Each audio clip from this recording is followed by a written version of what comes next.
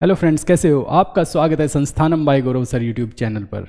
आज हम बात करेंगे जो हाल ही में साइक्लोन आया, मिचोंग साइक्लोन। 2023 में आने वाले वे सभी साइक्लोन जो कि इंडियन ओशियन में आए हैं। इंडियन ओशियन में कुछ उनमें से अरेबियन सी में आए हैं और कुछ बे ऑफ बंगाल में आए हैं, मतलब बंगाल की खाड़ी में आए हैं। जबकि अभी हाल ही में जो मिचोंग साइक्लोन आया है, ये बहुत ही डिस्ट्रक्टिव साइक्लोन है। हम साइक्लोन्स के बारे में पढ़ेंगे, कितने प्रकार के होते हैं और मिचोंग साइक्लोन कौन से प्रकार का साइक्लोन है। आइए जानते हैं, एक एक करके सब के बारे में जानते हैं।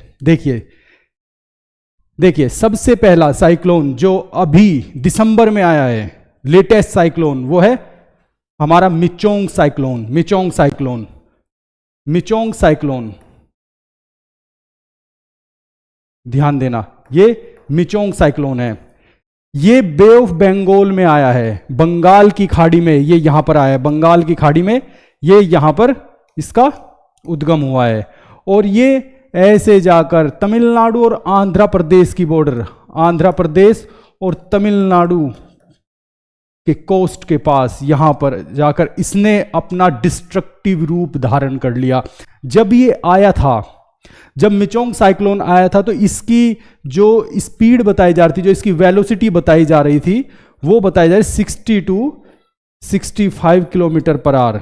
लेकिन जैसे जैसे ये आगे बढ़ा तमिलनाडु कोस्ट की तरफ को, और इसकी स्पीड अब हो गई है 80 to 120 किलोमीटर। और ये आईएमडी की रिपोर्ट ये बता रही है कि इसकी स्पीड, आईएमडी की रिपोर्ट ये बता रही है कि इसकी जो स्पीड है, जो इसकी वेलोसिटी है, वो 130 to 140 भी हो सकती है, 130 to 140, जिसकी वजह से ये साइक्लोन मिचोंग जो है, इसे नाम दे दिया गया सीवियर स्टॉर्म। इसे सीवियर स्टॉर्म कह दिया गया। सीवियर स्टॉर्म मतलब ये इतना खतरनाक है, जिसकी वजह से आपने देखा होगा, न्यूज में चल ही रहा है आजकल कि चेन्नई का एयरपोर्ट भी उसमें पानी हो चुका है। चेन्नई के एयरपोर्ट में पानी भर चुका है, बाढ़ के आसार है पूरे तमिलनाडु कोस्ट पर। ठीक है, अब हम जानेंगे कि ये जो मिचोंग है, मिचोंग, इसका नाम आया कैसे, इसका मिचोंग नाम रखा कैसे। इसका मिचोंग नाम दिया है म्यांमार ने इसका मिचोंग नाम दिया है। ध्यान रखना, म्यांमार ने इसे मिचोंग नाम दिया है। ऐसा है, Indian ocean, northern Indian ocean में इंडिया को मिलाकर 13 कंट्री है। इंडिया को मिलाकर 13 देश ऐसे है जो नॉर्दर्न इंडियन ओशन में आने वाले जितने भी साइक्लोन्स हैं उनकी नेमिंग करते हैं। पहले इनकी नेमिंग होती थी 2000 के अराउंड, इनकी नेमिंग होती थी मेल और फीमेल के बेस पे, कि एक बार मेल नाम होगा, दूसरी बार फीमेल नाम होगा। लेकिन 2000 के बाद ये डिसाइड किया गया कि नहीं, इनका जो नेमिंग होगी वो अल्फाबेटिकली होगी। ठीक है ना।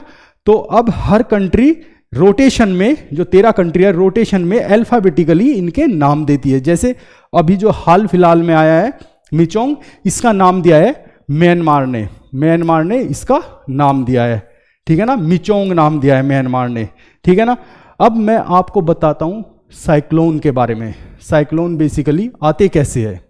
देखिए, मैं आपको बता देता हूं, साइक्लोन 2 तरह के होते हैं, 2 टाइप के साइक्लोन होते हैं।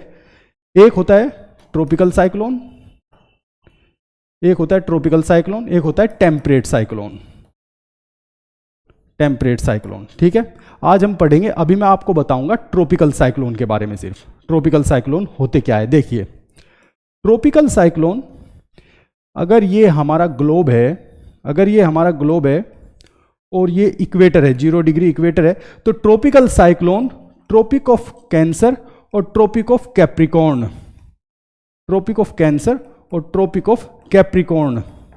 के बीच ही आते हैं, ट्रॉपिक ऑफ कैंसर और ट्रॉपिक ऑफ कैप्रिकॉर्न के बीच ही ये आते हैं।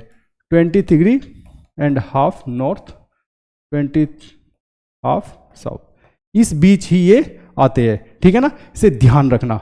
ठीक है ना।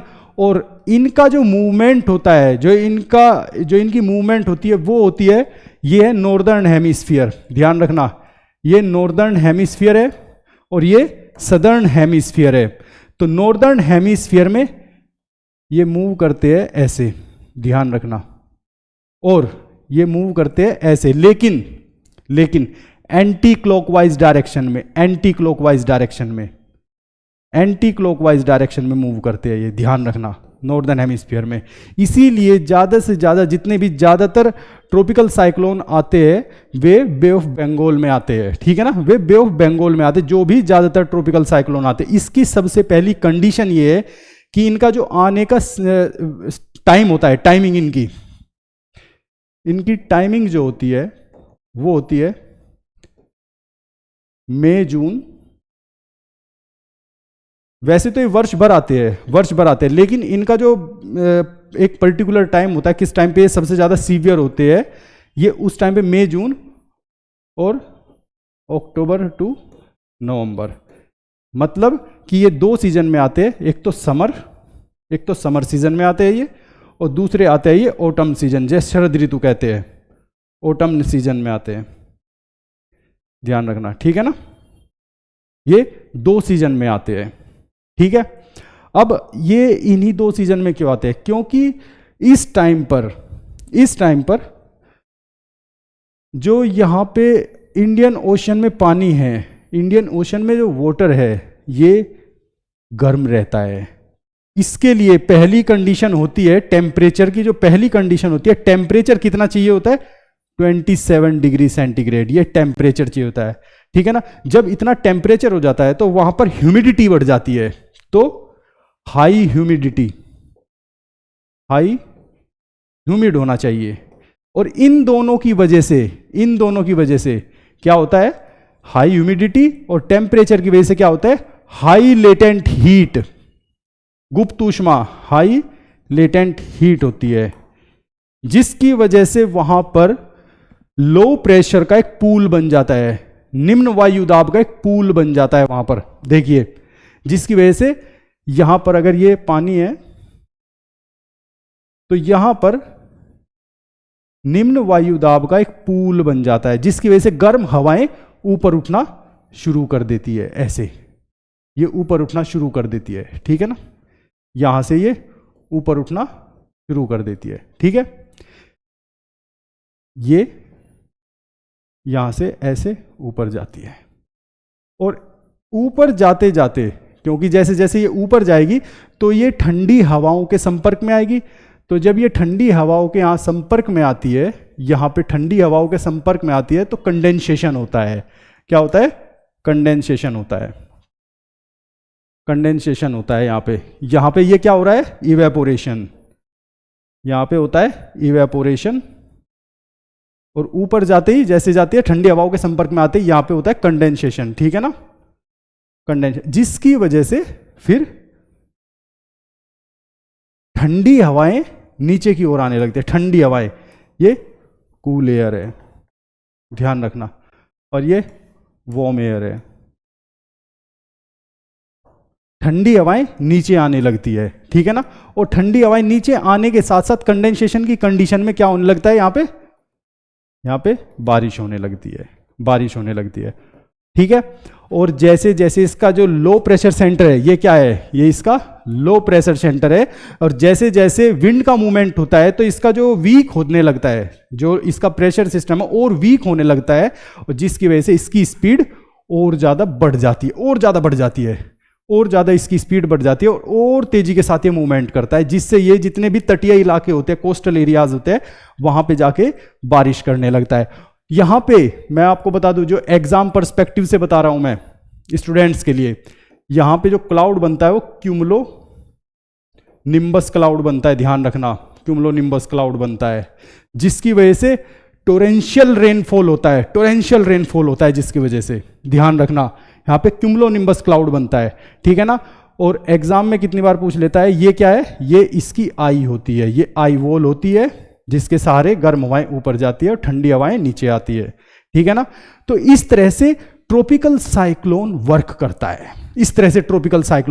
है, और ये अपनी वर्ल्ड बनता है उसके सहारे ये मूव करता है, और जितना वहां पे लो प्रेशर सेंटर जनरेट होता रहेगा, इसकी स्पीड उतनी ज्यादा बढ़ती रहेगी, ठीक है ना, इसकी स्पीड उतनी ज्यादा बढ़ती रहेगी। तो यहां पे, क्योंकि हमें पता है ये इंडिया है, देखिए यहां पे, देखिए ये इंडिया है, ये इंडिया है, तो यहाँ पे बे ऑफ बंगाल है, तो ये कहाँ पे जाता है, ज़्यादातर ये ऐसे मूव करते हैं या ये ऐसे मूव करते हैं, ठीक है ना।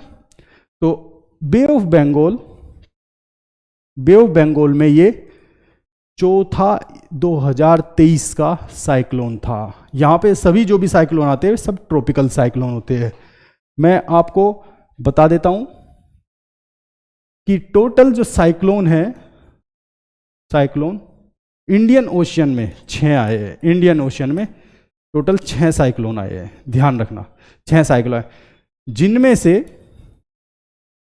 2 अरेबियन सी में आए हैं, 2 अरेबियन सी में, और 4 आए हैं बे ऑफ बंगाल में। ध्यान रखना बंगाल की खाड़ी में 4 बंगाल की खाड़ी में आए हैं, ठीक है ना। अरेबियन सी में कौन कौन से आए हैं, देखिए अरेबियन सी में जान लेते हैं। अरेबियन सी में अभी हाल फिलहाल में आया था बिपरजोय, बिपरजोय जून में आया था बिपरजोय अरेबियन सी में, बिपरजोय। दूसरा आया था तेज, तेज, ये 2 अरेबियन सी में आए थे, बिपरजोय और तेज। ये बिपरजोय मैंने बताया जून में आया था, ये ध्यान रखना। अभी मैं सबको बताऊंगा एक एक करके, ठीक है ना। और तेज, तेज ये आया था आपका अक्टूबर में, ध्यान रखना ये आपका अक्टूबर में आया था, ठीक है ना।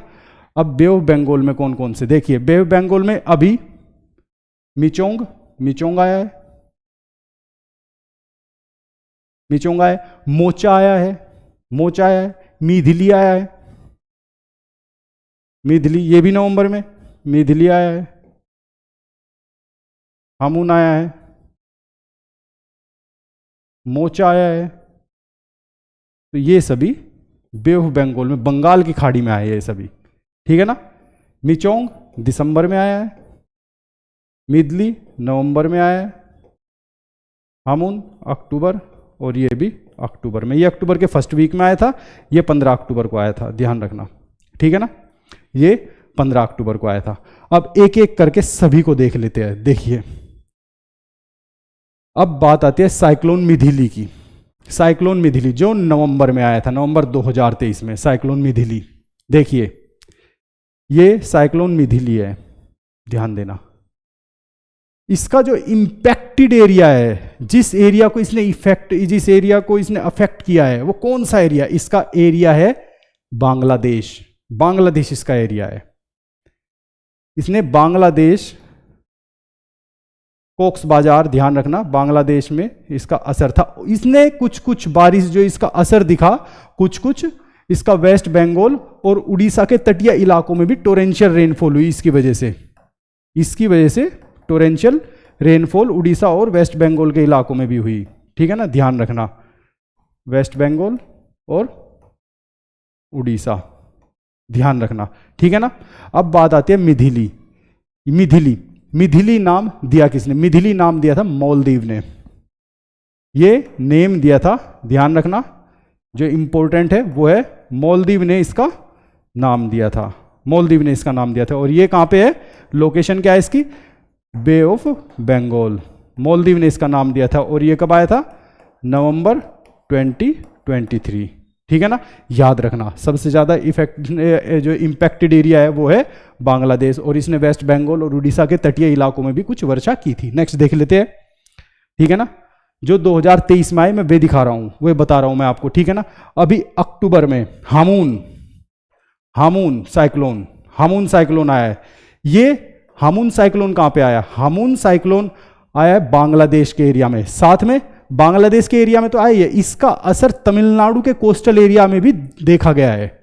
देखिए बांग्लादेश के कॉक्स बाजार, फिर से बांग्लादेश के कॉक्स बाजार में तो आया ही है, और इसका असर तमिलनाडु के कोस्टल एरियाज में भी इसका असर देखा गया है, कोस्टल एरियाज में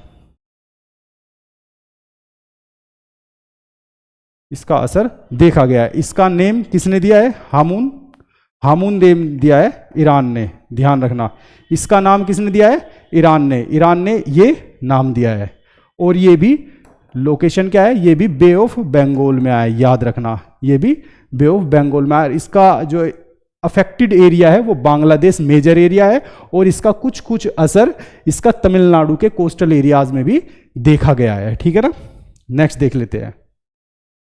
नेक्स्ट है साइक्लोन तेज।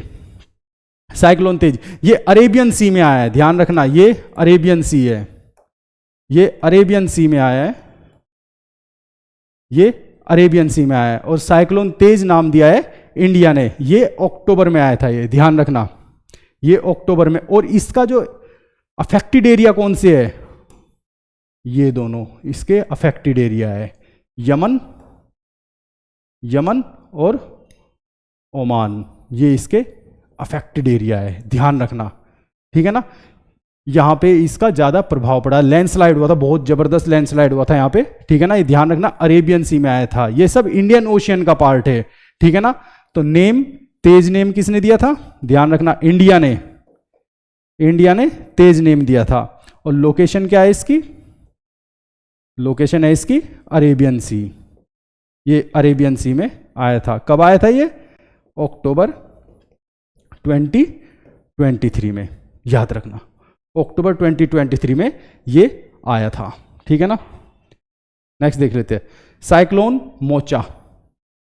साइक्लोन मोचा, साइक्लोन मोचा को देखते हैं। साइक्लोन मोचा ये बे ऑफ बंगाल में आया था, cyclone Mocha bay of Bengal में। ठीक है ना, cyclone Mocha bay of Bengal में आया था, ध्यान रखना। और इसका जो इंपैक्टेड एरिया था, इंपैक्टेड एरिया देख लेते हैं, इंपैक्टेड एरिया था इसका म्यांमार। साइक्लोन मोचा का इंपैक्टेड एरिया था म्यांमार, ये याद रखना है आपको, साइक्लोन मोचा के बारे में ये आपको पढ़ना है। तो इसका लोकेशन क्या है, इसकी लोकेशन है इसकी बे ऑफ बंगाल।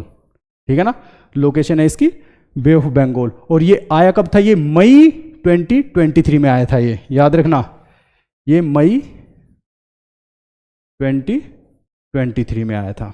ठीक है ना, ये मई 2023 में आया था, इसे याद रखना है आपको। ठीक है ना, ये बहुत अच्छा, हाँ मैं बताना भूल गया, साइक्लोन मोचा नाम किसने दिया था, साइक्लोन मोचा नाम दिया था यमन ने, याद रखना। नेम किसने दिया था इसका, इसका नेम दिया था यमन ने, इसका नाम यमन ने दिया था। ठीक है ना, इसका नाम यमन ने दिया था।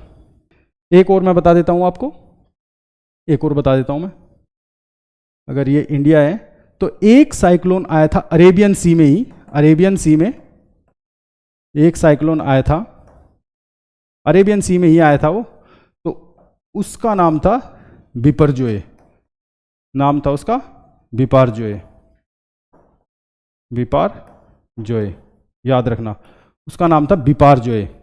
ठीक है ना, ये नाम बिपारजोए दिया किसने था, ये बांग्लादेश ने दिया था, ध्यान रखना, नाम दिया थे बांग्लादेश ने, बांग्लादेश ने ये नाम दिया था। ठीक है ना, इसकी वजह से गुजरात के तटीय इलाके, जो गुजरात के तटीय इलाके थे, गुजरात के तटीय इलाके प्लस महाराष्ट्र के इलाके, महाराष्ट्र के जो भी इलाके थे, उन सब में इसका बहुत सीवियर इंपैक्ट हुआ, सीवियर इसका डिस्ट्रक्टिव असर देखा गया था। और ये यहां तक ही नहीं, ये इधर से चलता हुआ, इसका तूफान चलता हुआ, इसकी बारिश चलती हुई ये दिल्ली तक भी पहुंची, राजस्थान, हरियाणा, वेस्टर्न यूपी, इन इलाकों में भी इसका असर देखा गया था। ये बहुत सीवियर हुआ था उस टाइम पे। ठीक है ना, ये कब हुआ था, ये जून 2023 को।